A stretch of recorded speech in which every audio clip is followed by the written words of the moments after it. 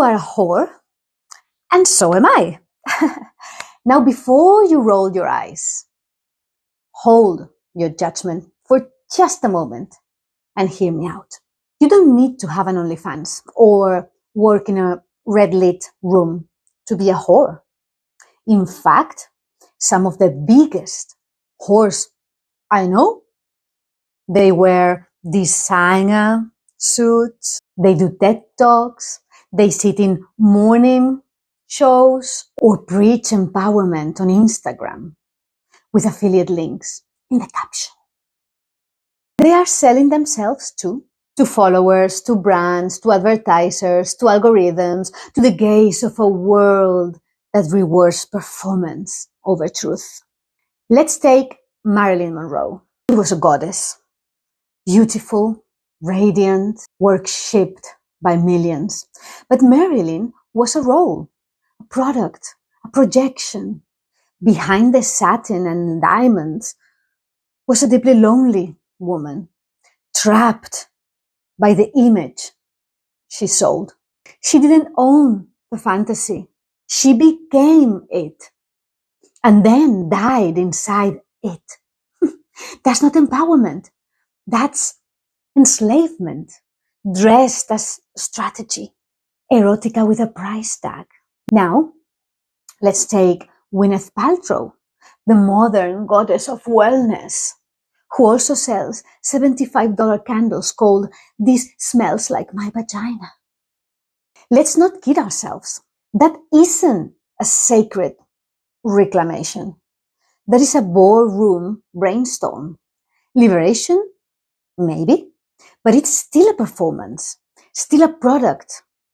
Erotica curated by capitalism. Joe Rogan started as a raw, no-filter voice of the underground. Now he's a 200 million Spotify investment. Do you think he can say everything he wants? Do you think there aren't legal teams, PR filters, brand considerations? He's smart, he's bold, but he's also packaged, whether he likes it or not. The rebel became a product. The mic became a contract. Even Nobel Prize winners or professors, many of them know things they'll never say out loud. Why? Because speaking truth in institutions costs you grants, prestige, sometimes your career. Same goes for CEOs, actors, athletes, journalists, therapists. Their silence is monetized. Their opinions are processed. Their entire persona is an asset under management. That's not integrity. That is survival, dressed up as status. It's all prostitution. It's all transactional, just in different costumes with prettier packaging. This isn't to shame them.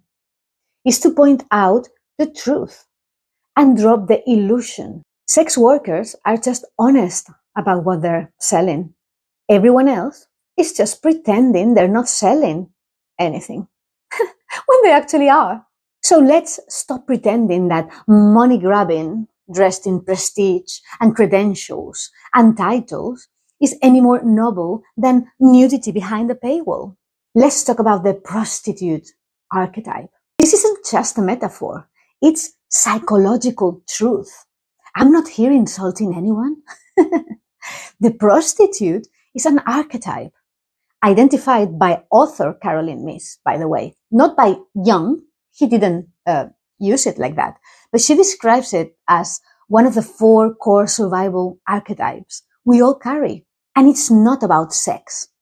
It's about exchange. What are you willing to trade? Is it worth it? This archetype shows up every time we're tempted to give away something sacred.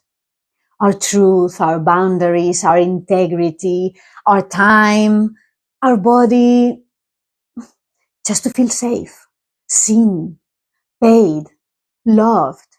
You might not film yourself naked, But you've probably been in a job that sucked the life out of you.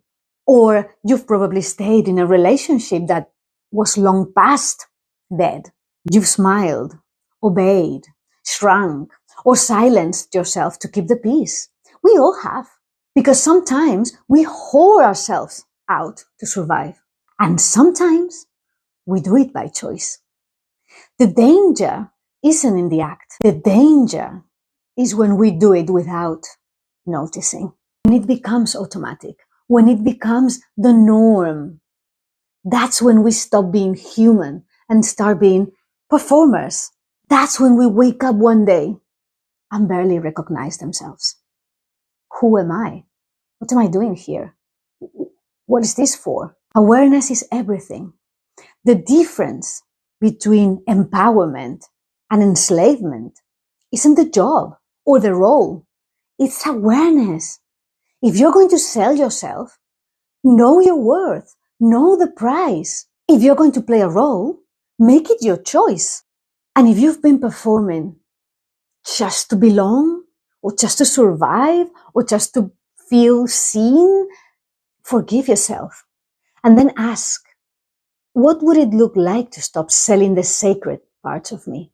So the real question is, next time you feel the urge to judge someone who sells sex, for example, ask yourself, who's really selling out more?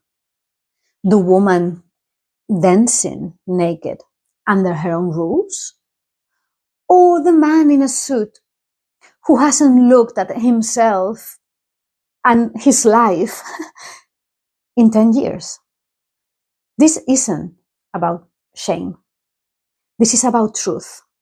We are all whores, not because we're broken, but because we've learned to trade pieces of ourselves for safety in a world that profits from our performance. But now, we can choose differently if we want to, just with awareness.